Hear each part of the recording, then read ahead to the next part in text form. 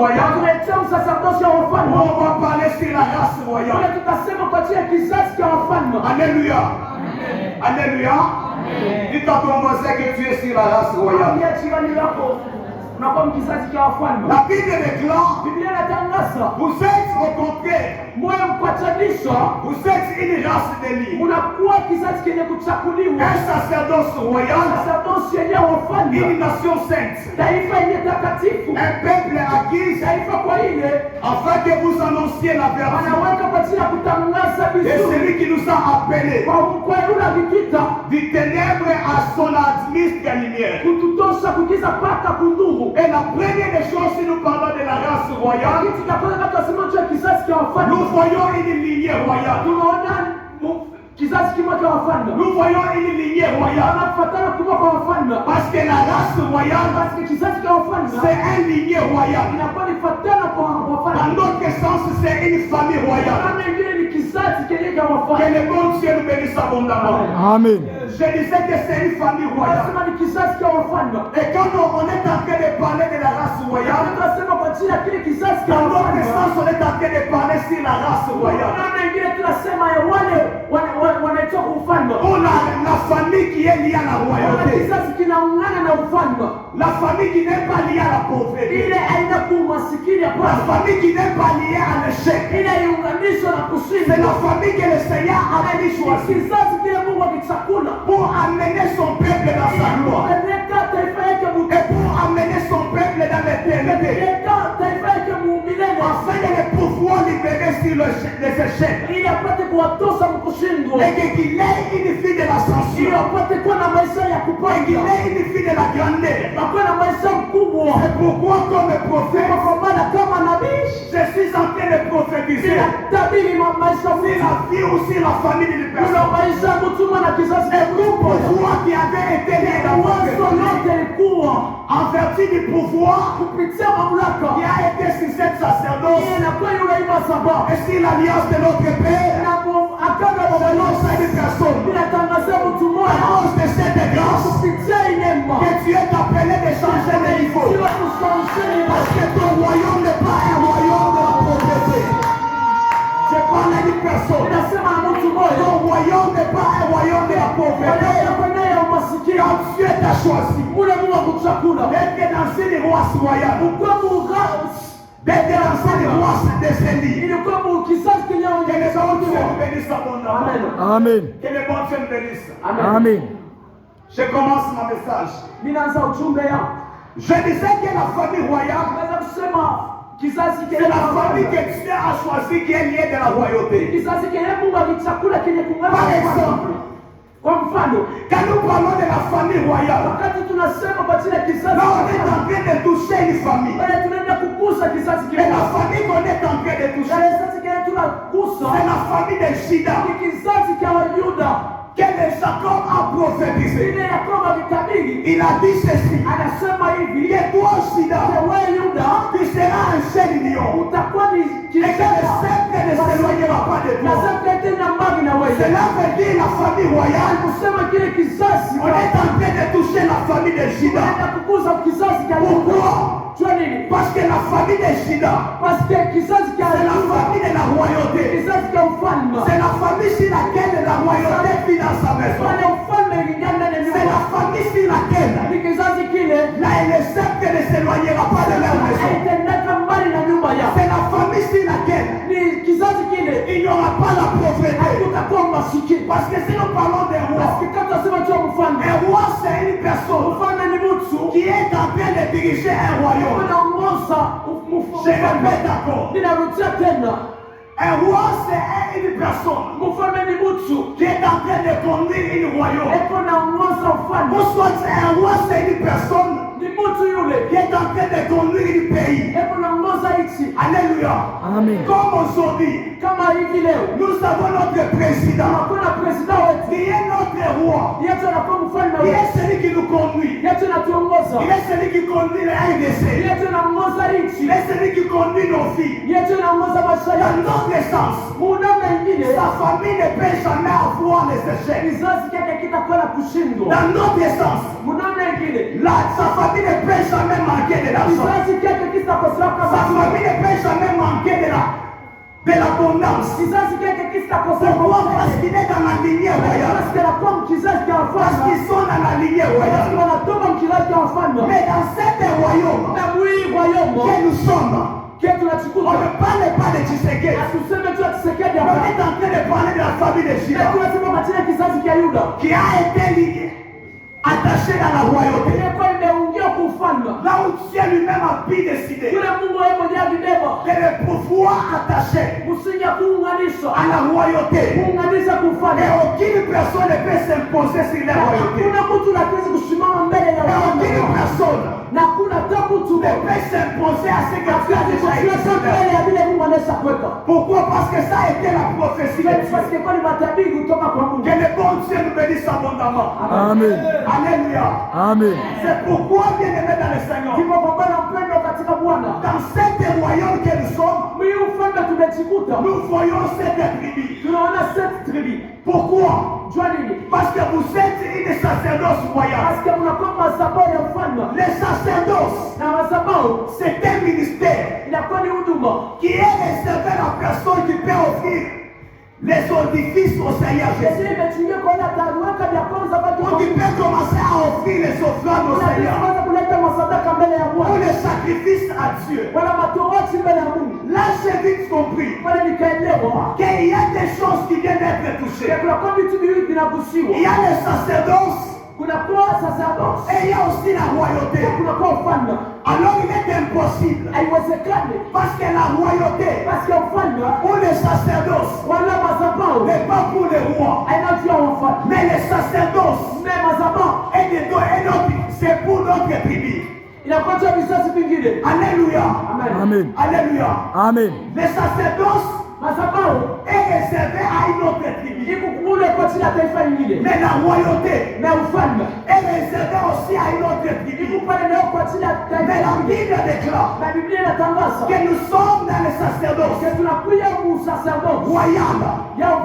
Mais or que le sacerdoce ne dépend pas de la royauté.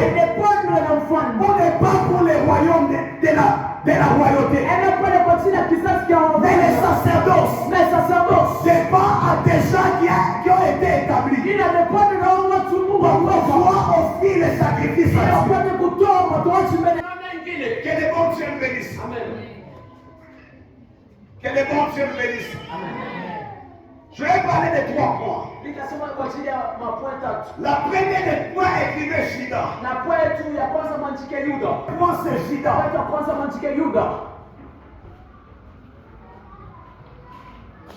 Et la deuxième des points écrivait Lévi.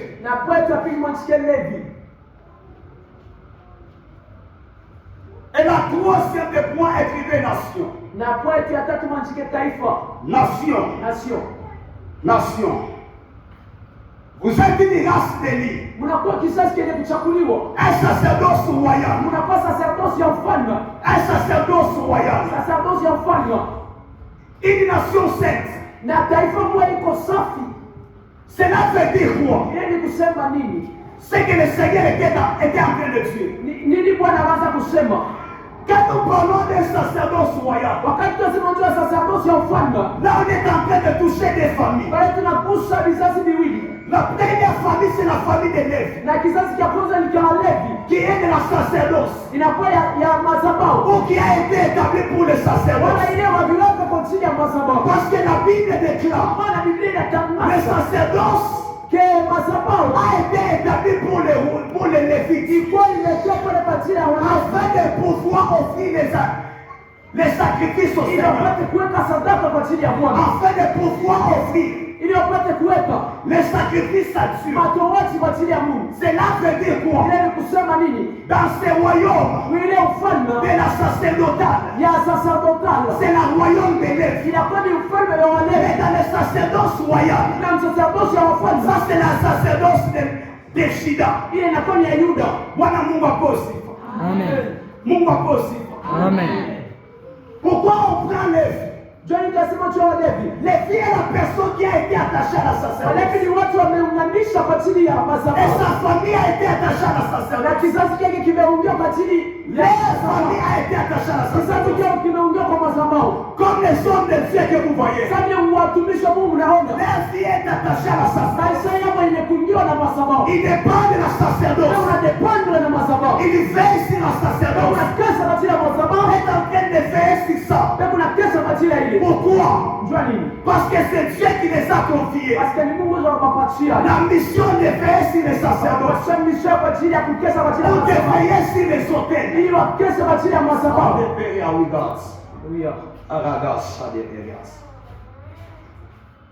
Mais par we give us et tout repas de l'iras.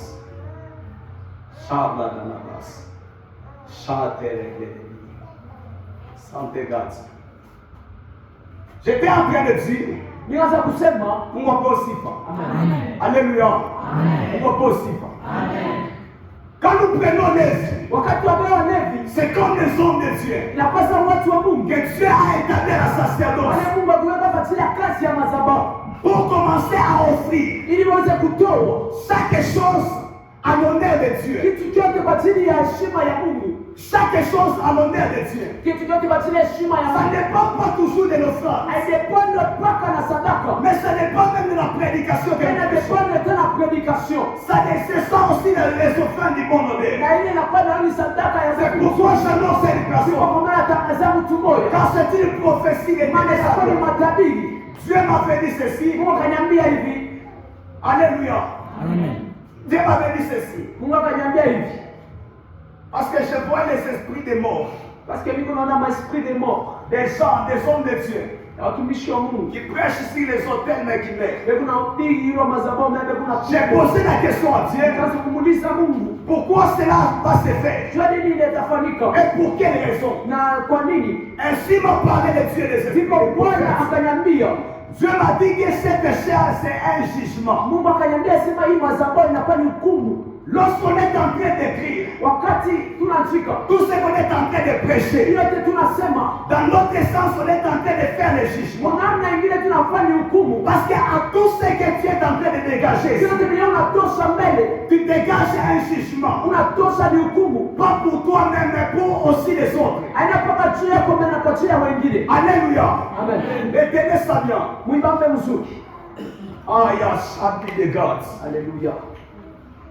La chair c'est un jugement.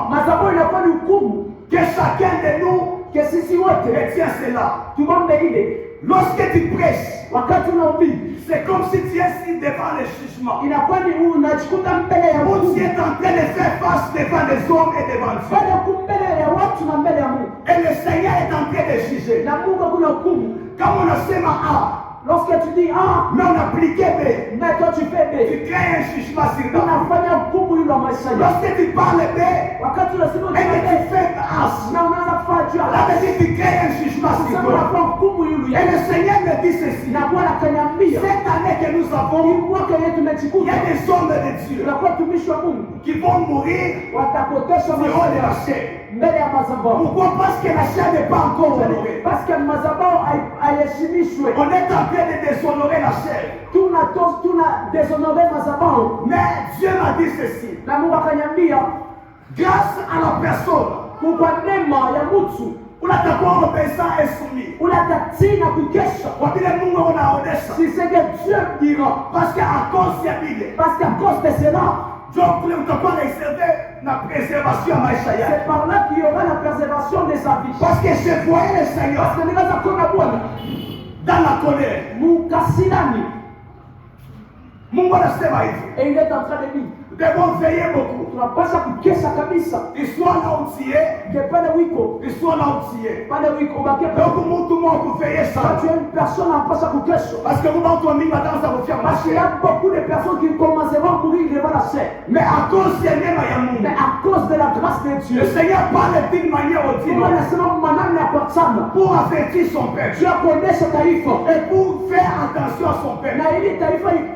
Alors Dieu m'a dit, celui qui entend ses paroles et qui les met en pratique, parce que c'est un jugement. Amen. Au moment que les gens sont en train d'écrire, ils n'écrivent pas seulement la parole, pas seulement la révélation, mais un jour on va te rappeler que c'est toi qui nous a prêché ces choses. C'est toi qui avais parlé de ces choses.